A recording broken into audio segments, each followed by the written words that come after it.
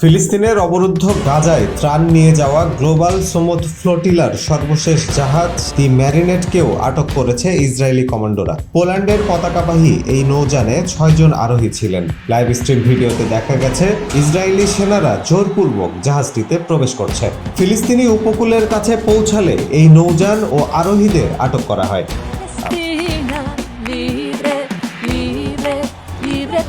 6 জন নাবিক নিয়ে যাত্রা করা পোল্যান্ডের পতাকাবাহী ম্যারিনেট ছিল গ্লোবাল সমুদ ফ্লোটিলার শেষ কার্যকর জাহাজ। এর আগে বহরের 43টি জাহাজ আটক করে দখলদার বাহিনী। ফ্লোটিলার বহরে প্রায় সব নৌযানে থাকা অধিকার কর্মীদের গ্রেফতার করেছে ইসরায়েল। তাদের মধ্যে রয়েছে সুইডিশ অধিকার কর্মী গ্রেটা থুনবার্গ ও নেলসন ম্যান্ডেলার নাতি মান্ডালা ম্যান্ডেলা। ইসরায়েলের এমন পদক্ষেপকে সন্ত্রাসী কর্মকাণ্ড উল্লেখ করে নিন্দা জানিয়েছে অনেক দেশ।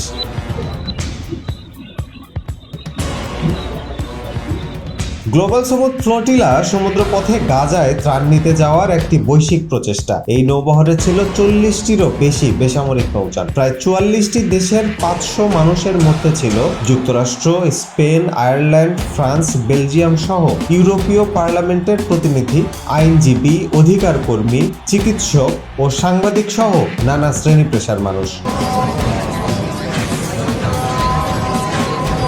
গ্লোবাল সমুদ ফ্লোটিলার প্রথম বহর গত 31 আগস্ট স্পেনের বার্সেলোনা থেকে যাত্রা শুরু করে। এরপর 13 থেকে 15 সেপ্টেম্বর তিউনিসিয়া ও ইতালির সিসিলি দ্বীপ থেকে আরো নৌযান এই বহরে যুক্ত হয়। এছাড়া গ্রিসের সাইরাস দ্বীপ থেকে পরবর্তী সময়ে আরো কিছু নৌযান ত্রাণ নিয়ে যুক্ত হয় এই বহরে। বহরটিতে 40টির বেশি নৌযান ছিল। নিপীড়িত গাজাবাসীর জন্য ত্রাণ বহন করা নৌবহর ইসরায়েলের হাতে আটক হওয়ার পর যেন নাড়া পড়েছে বিশ্ব বিবেকে। প্রতিনিয়ত মৃত্যুর সাথে পাঞ্জা লড়া ফিলিস্তিনিদের শেষ আশাটুকুও যেন কর্পূরের মতো উবে গেল।